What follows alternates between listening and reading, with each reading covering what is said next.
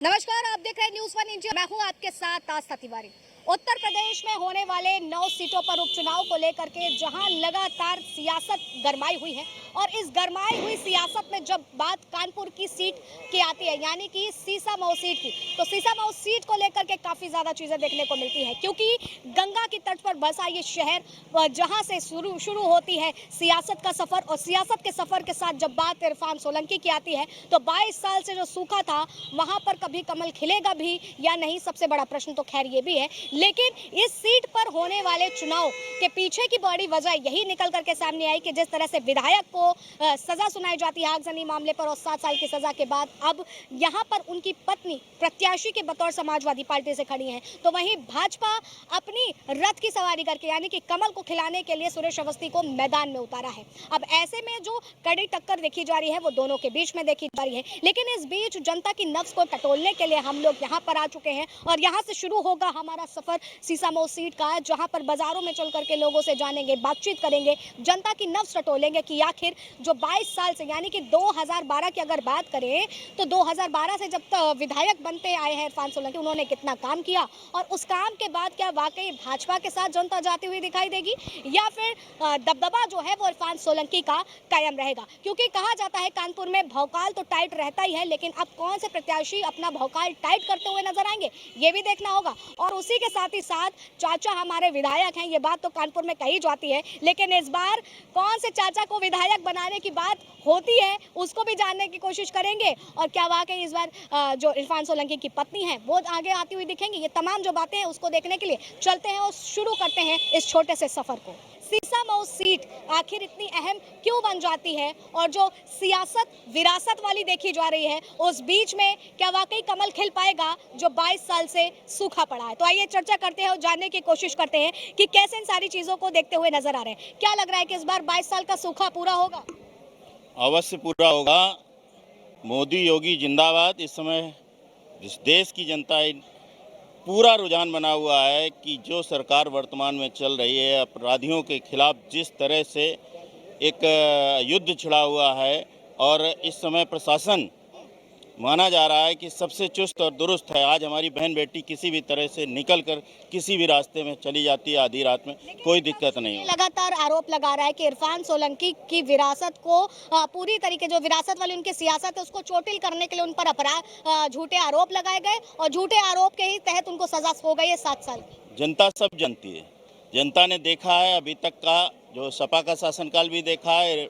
माननीय इरफान सोलंकी जी का सारा क्रियाकलाप जो है वो जनता के मध्य है। उन्होंने कैसे कैसे कार्य किए और सब पेपरों में आप लोगों के माध्यम से सब चीज़ें आती रही हैं, मीडिया में भी, तो जनता सब जानती है और इस बार जनता उसका जवाब देगी। सीसामऊ की जनता इस बार कमल खिलाएगी। बलखंडेश्वर मंदिर को लेकर के काफी ज्यादा बवाल छिड़ा हुआ है, क्या लग रहा है क्यों किस तरीके की जो राजनीति समाजवादी पार्टी कर रही है, जहाँ नसीम जी जाती हैं जल चढ़ाती हैं? पार्टी कहिए या गुंडों की पार्टी कहिए, गुंडों की पार्टी है, बस यही है।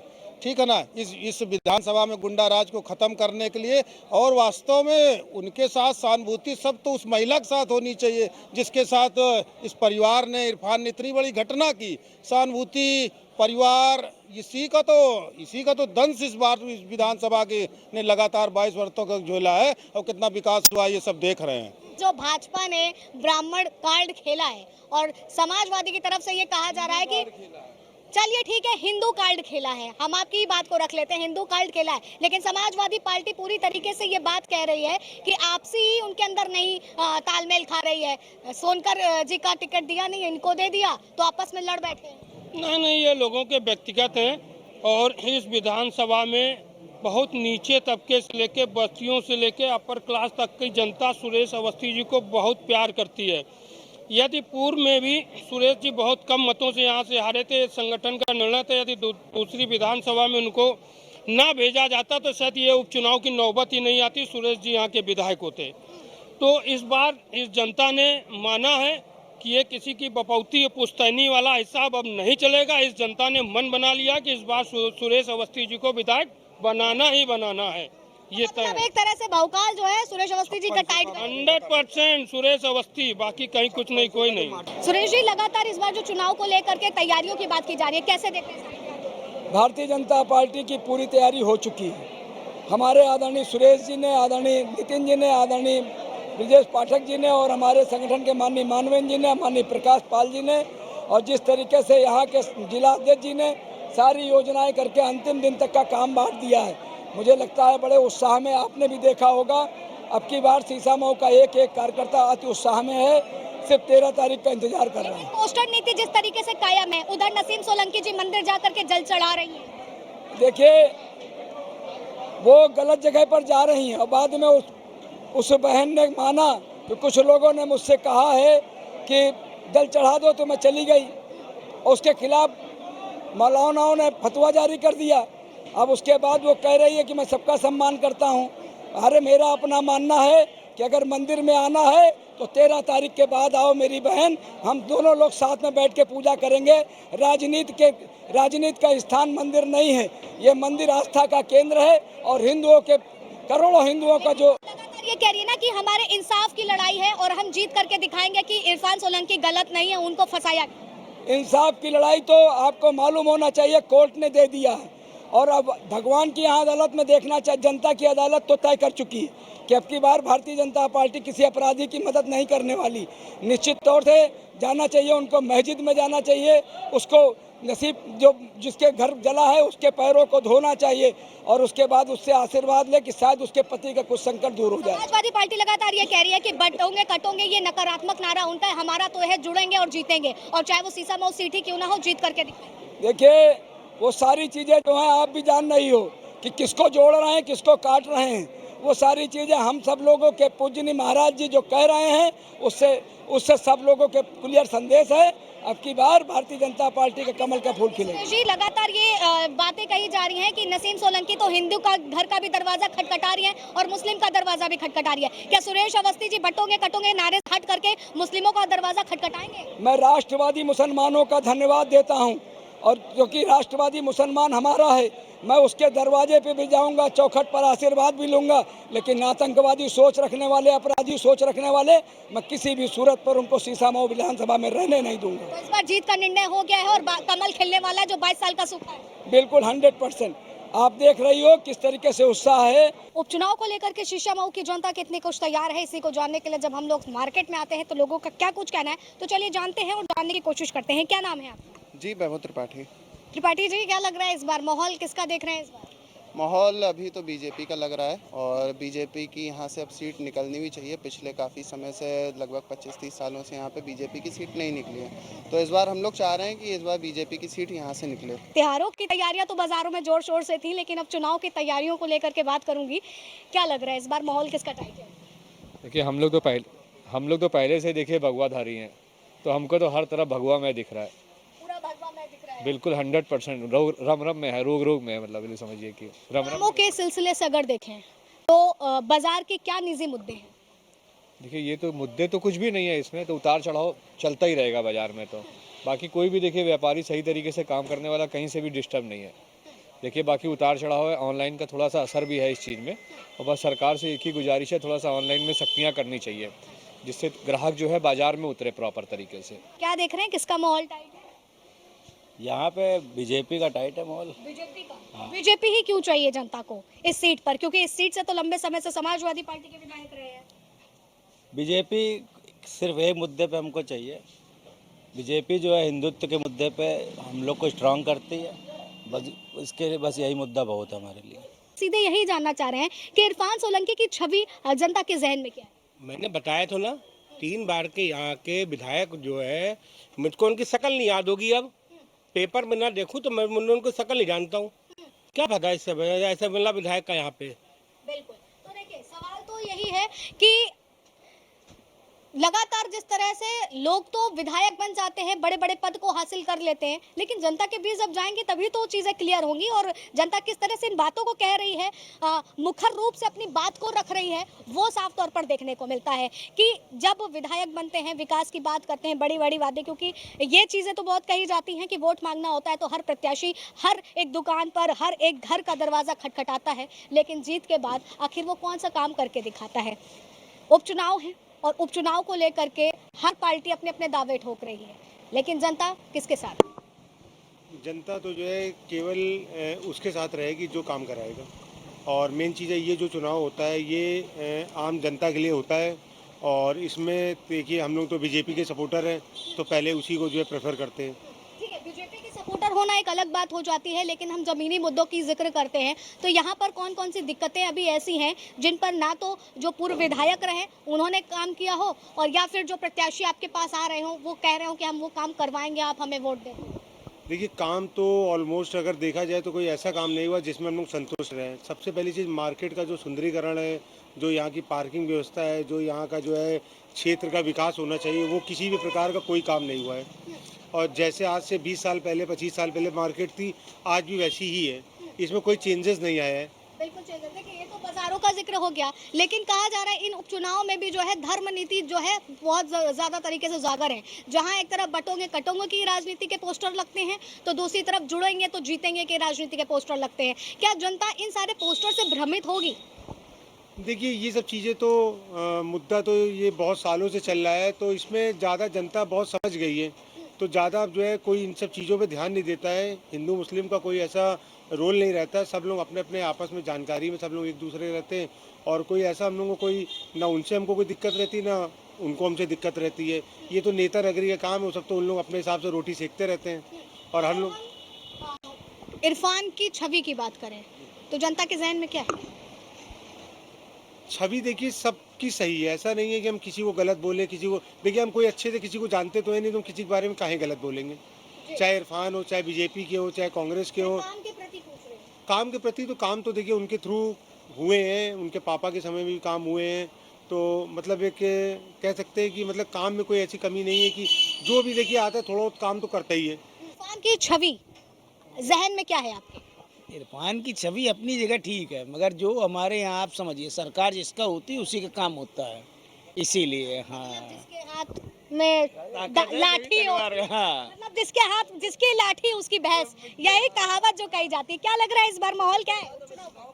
बीजेपी का ही है, अवस्थी जी निकलेंगे चुनाव में। कुछ गलतियां पिछली बार जो हो गई थी अब वो नहीं पूरी की जाएंगी। तो मतलब पिछली बार कुछ गलती हुई थी, प्रत्याशी कुछ जजमेंट के चक्कर में गलतियां हो गई थी, कहीं की तैयारी थी कहीं टिकट दे दिया गया। इस बार इसको देखते हुए मतलब अवस्थी जी को टिकट नहीं दिया गया था इसलिए ये सीट चली जी गई हाथ जी से बीजेपी जी वालों। जी जी इस बार चुनाव जीत की तरफ जा रही बीजेपी और यहाँ विधानसभा में इस बार कमल ही खिलेगा। जब बात उपचुनाव की आती है और खास करके सीसामऊ सीट की आती है तो उसको लेकर के तमाम वादे दावे अटकोले चटकोले ये तमाम बातें निकल करके सामने आती हैं। हालांकि ये चुनाव बहुत अहम माने जा रहे हैं, खास करके जब कानपुर की सीसामऊ सीट की बात आती है।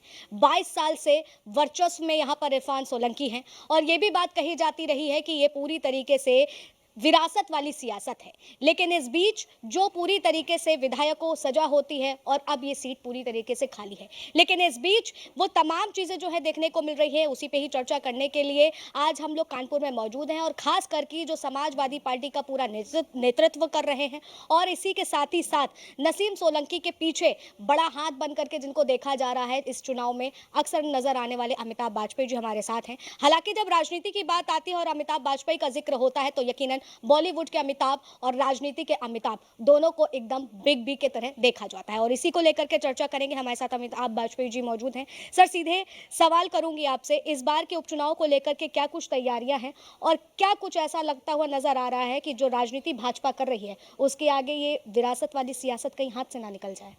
भाजपा कहना षड्यंत्र कर रही है।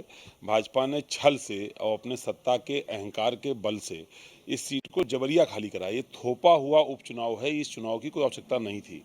सत्ता का अहंकार होगा, शायद उनको लगा होगा इस सीट अब 27 साल से नहीं जीत पाए हैं, कैसे इस सीट को जीता जाए इसकी कुछ कोशिश कर रहे होंगी। लेकिन जो सीट लगातार समाजवादी पार्टी की है वो केवल समीकरण के आधार पर नहीं है, उसके पीछे पीढ़ियों की सेवा है, लोगों का विश्वास है, जुड़ाव है, प्यार है। तो मुझे लगता है कि भाजपा के षड्यंत्र उनके लिए स्वयं ये सेल्फ गोल सिद्ध होगा और ये सीट फिर से समाजवादियों के कब्जे में रहेगी। लेकिन ये कैसे? ये कहने के पीछे एक ठोस कारण भी है, क्योंकि पहले चुनाव हम लोग जीते सो जीते हैं, अभी पार्लियामेंट का इलेक्शन हुआ है और पार्लियामेंट इलेक्शन में भी यही सीट हम लोग 27,000 वोट से जीत करके इंडिया गठबंधन आगे गया है और फिर वही समीकरण है, वही इंडिया गठबंधन है। जब 27,000 से पार्लियामेंट में जीते थे तो कोई कारण ऐसा नहीं जिसकी वजह से हमारा मतदाता हमसे विमुख हो जाए। हमें उम्मीद है, इसमें सहानुभूति भी है, महिला प्रत्याशी है, परेशान है, हमारे लोग सहानुभूति करते हैं, तो हमारा कुछ ना कुछ वोट परसेंट बढ़ने वाला है और हम अधिक अंतर से इस सीट को जीत करके जाएंगे और भाजपा के अहंकार का समापन करेंगे। लेकिन ये कैसे संभव है जब अगर वहाँ का बलखंडेश्वर मंदिर की बात आ जाती है, कहा जाता है इरफान सोलंकी ने वहाँ पर बहुत ही ज़्यादा विकास कार्य कराए हैं और यही वजह रहती है कि वहाँ पर हिंदू वोट उनको काफ़ी मिलता है, लेकिन जब नसीम सोलंकी जल चढ़ाने पहुँच जाती हैं तो फतवा जारी हो जाता है। देखिए, हम लोग राजनीति कर रहे हैं, राजनीति का हमारा फोकस अपने क्षेत्र के विकास पर। मुझे खुशी है कि इरफान भाई ने भी बलखंडेश्वर मंदिर में अच्छा काम कराया है, लोग इसकी तारीफ करते हैं, बल्कि हर जगह कराया। मैं सिख कम्युनिटी की कई बस्तियों में गया तो वहाँ उन्होंने अच्छा काम कराया है। मैं कई जगह दलित बस्तियों में गया तो वहाँ इरफान भाई ने काम कराया है। एक तेजाब मिल कैंपस है, वहाँ के लोगों के हाथ खराब हो जाते थे पानी की वजह से, वहाँ उन्होंने पानी का काम कराया है। तो अच्छा काम हर जगह अच्छा होता है, बोलता है। हम लोगों ने राजनीति करी है प्रेम की, जोड़ने की। हमारे राष्ट्रीय अध्यक्ष ने नारा दिया है, जोड़ेंगे तो जीतेंगे। तो हम लोग जोड़ने की राजनीति करते हैं, किसी को बांटना हो तो बांटे। हम लोग बांटने की राजनीति में नहीं पड़ते। हमारी राजनीति सिर्फ और सिर्फ भरोसे और प्यार पर और विकास पर आधारित है। लेकिन भाजपा प्रत्याशी तो ये बात कह रहे हैं ना कि नसीम सोलंकी को सहानुभूति के नहीं बल्कि घड़ियाली आंसू जो है कैमरे के सामने बहा रही हैं। अब वो क्या कह रहे हैं मैं उन पर टिप्पणी नहीं करना चाहता, क्योंकि वो बेचारा जो हमारा मित्र है वो फुटबॉल हो गया है।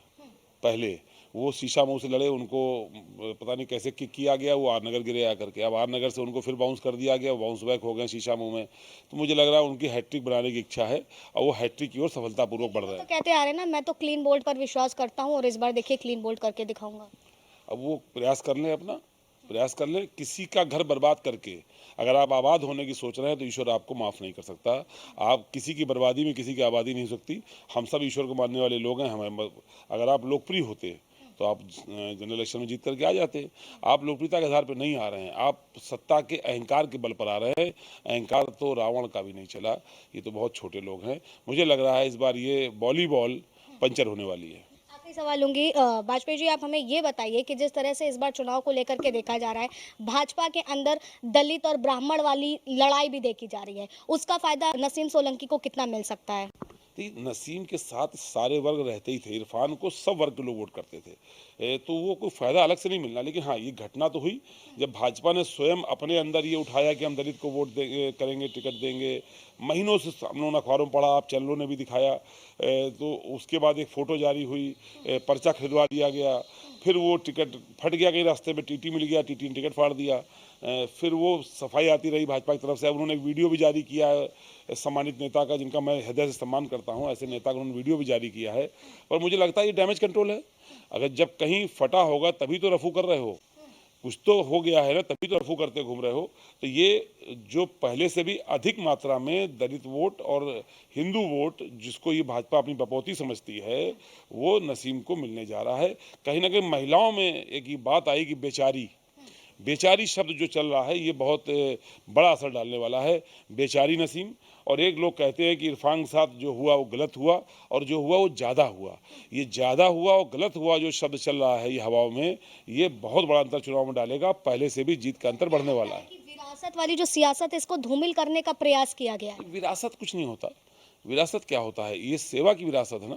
हाजी मुश्ताक ने कुछ अच्छा किया होगा तो इरफान को फ़ायदा मिला, अगर इरफान ने अच्छा किया होगा उसका फ़ायदा नसीम को मिलेगा। तो ये विरासत नहीं है, ये पारिवारिक जुड़ाव है ना। वो कहते हैं मेरा सोलंकी परिवार, मेरा शीशाऊ परिवार, तो दोनों पैरेलल है ना। ये विरासत नहीं है, ये अपनी जिम्मेदारी है।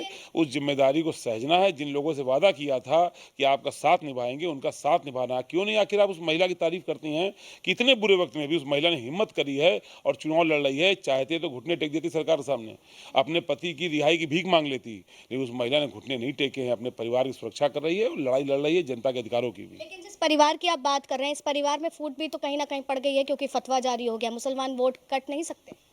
आप लोग राजनीति को धर्म से क्यों जोड़ना चाहते हैं? हम आपसे कहेंगे कृपा करके बीजेपी के पीछे मत खेलिए, धर्म और राजनीति का घालमेल मत करिए। धर्म की मान्यताएं अपनी जगह है, राजनीति अपनी जगह है। धर्म की राजनीति हम थोड़ी खेलते हैं। एक तरफ बटोगे कटोगे राजनीति होती है, तो दूसरी तरफ पीडीए भी तो आपका खड़ा है। ऐसे मुद्दे मत बनाइए।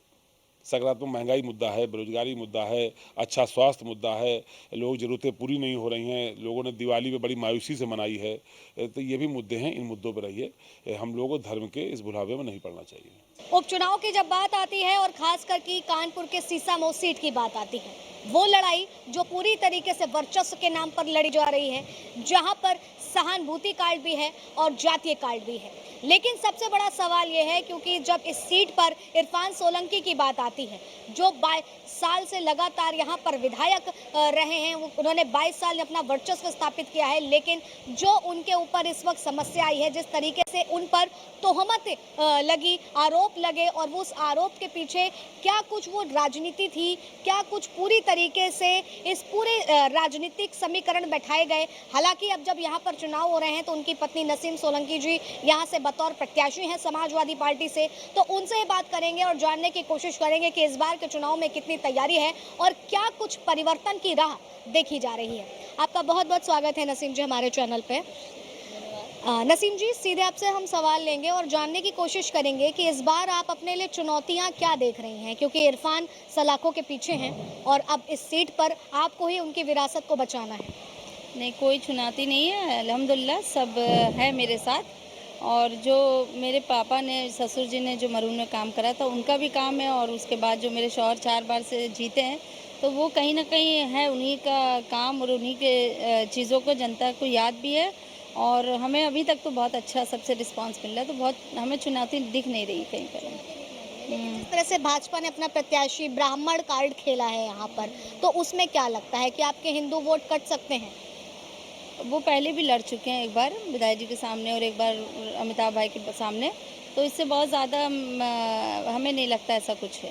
लेकिन जब आप कैमरे के सामने बोलती हैं, आपने जो इतने सालों में वो दुख झेला है, इन साल भर में जिस तरह से इरफान सलाखों के पीछे और सारी जिम्मेदारी आपके ऊपर आ गई, चाहे वो राजनीतिक तौर पर हो या घर की जिम्मेदारी हो, तो जब आप भावुक हो जाती हैं तो इस भावुक को लोग कहते हैं कि घड़ियाली आंसू हैं, क्या कहेंगी इसमें? नहीं, ऐसा नहीं है। जिस तकलीफ़ से हम गुजरे हैं 2 सालों से, अगर किसी के ऊपर बीते तो वो इस चीज़ को बहुत अच्छे से समझ पाएंगे कि कितनी तकलीफ़ में हैं हम लोग। जेल जब ये चले गए, इसके बाद जेल ही तो काटना था, यहाँ भी काट रहे थे, तो यहाँ की जेल इनको कम लग रही थी तो महाराजगंज भेज दिया गया। तो वो दिक्कत और जो तकलीफ़ से सामना करना पड़ रहा है, तो वो बहुत बड़ी तकलीफ़ है। एक 400 किलोमीटर जाना, 400 आना, तो मतलब आप ये जान लीजिए कि 800 किलोमीटर 900 किलोमीटर का हम लोग सफ़र तय करके इनसे मिलने जाते हैं आते हैं, तो वो बहुत तकलीफ़ है। अगर सच में इसको आप लोग कोई भी चला जाए तो उनको महसूस होगा कि कितनी दिक्कत है वहाँ जाने आने में। हम राजनीति की बात करते हैं, राजनीति से आप बहुत ही अलग हैं, परे हैं, और अब आप राजनीति भी संभाल रही हैं, घर भी संभाल रही हैं, और अगर आप जीतती हैं तो पूरी जिम्मेदारी सीसामऊ परिवार की आपके ऊपर आएगी, तो कैसे मैनेज करेंगी और कैसा अब आप महसूस कर रही हैं जब आप राजनीति में कदम रखा है?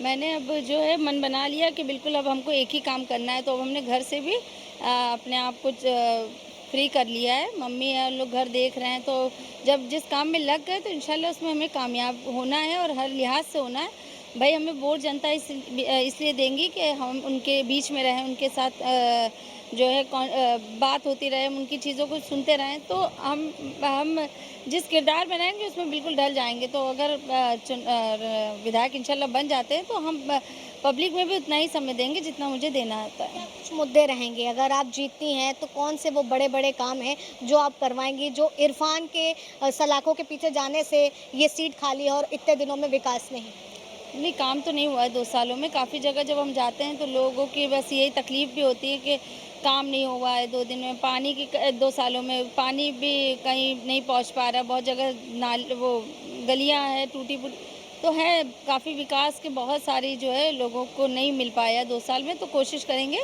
कि मेन जो फोकस है पानी और वो वाला काम देख लिया जाए।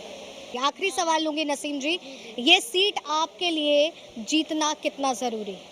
बहुत ज़रूरी है, तो जीती हुई थी ना 2022 से, तो हम लोग ने जीती कि इसको जो विधायक जी को भेजा था, जनता ही नहीं भेजा था।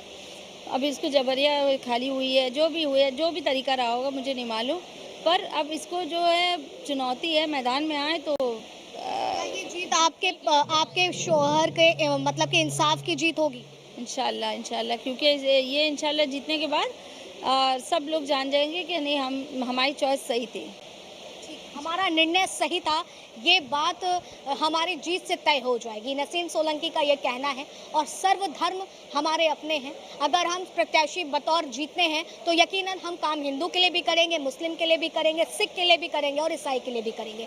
लेकिन जिस तरह से आरोपों के बीच में इनको घेरने का प्रयास किया जा रहा है और खास करके जो राजनीति में नई उतरी है, उस समय क्या कुछ तरंगे जो लगातार उन पर आरोप लगते आए, लेकिन उस बीच वो किस तरह से डट करके इस बार के चुनाव में उतरी हैं, ये साफ तौर पर बयां हो जाता है। जहां पर विरासत से लेकर के सियासत की वो तमाम बातों का जिक्र होगा और उसके साथ ही साथ जो अपरिपक्व राजनीति में नसीम सोलंकी उतरी हैं, उसको उनको जनता कितना कुछ प्यार दे रही है, मोहब्बत दे रही है, वो तमाम बातों को लेकर के आज यहाँ पर मौजूद है। तमाम लोग हमारे साथ एकजुट हैं, जिनसे बात करेंगे और जानने की कोशिश करेंगे कि आखिर जनता की बयार किस ओर।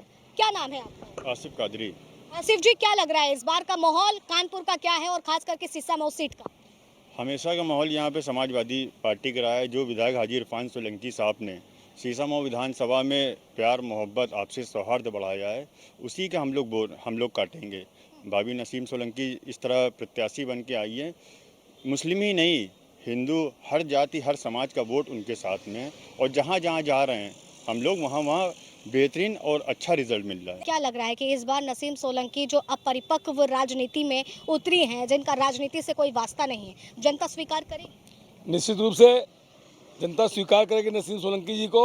और वो अपरिपक्व इसलिए नहीं है कि जब वो शादी होकर के इस घर में आई तो उन्होंने अपने ससुर को विधायक के रूप में देखा, अपने पति को विधायक के रूप में देखा, और चूंकि राजनीतिक घराने से हैं निश्चित रूप से इसका लाभ मिल रहा है। जनता के बीच में संदेश अच्छा जा रहा है, वो घर घर जा रही हैं अपने पति के बेकसूर होने की बात, और प्लस जनता का जो अपार जन समर्थन उनको मिल रहा है। उनके ससुर हाजी मरहूम मुश्ताक सोलंकी और उनके पति इरफान सोलंकी ने जिस तरीके से जनता की सेवा की है, जनता के हर मुद्दे पे हर कसौटी पे खड़े उतरे हैं, निश्चित रूप से सफलता मिलेगी। और जो विद्वेष की भावना से समाजवादी पार्टी के हमारे हरदिल अजीज विधायक इरफान सोलंकी को जेल की सलाखों में भेजा गया है, निश्चित रूप से वो बरी होंगे।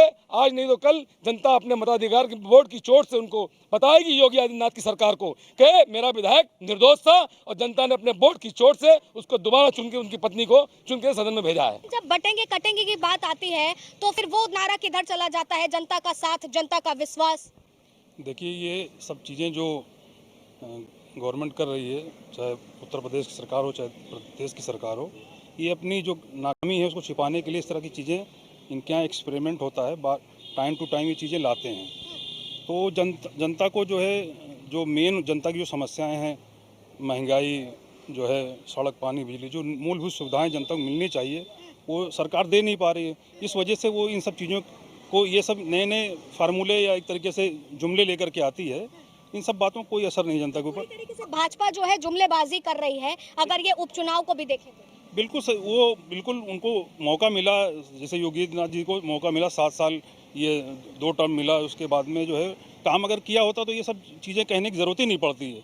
जो लोग काम करते हैं उनको ये सब चीज़ें कहनी पड़ती है। ये देश ऐसा है जहाँ गंगा जमुना तहजीब है, हम सब लोग एक दूसरे के साथ मिलजुल के रहते हैं, तो वहाँ इन सब बातों कोई मतलब नहीं है। वीडियो जर्नलिस्ट नौसाद के साथ आस्था तिवारी।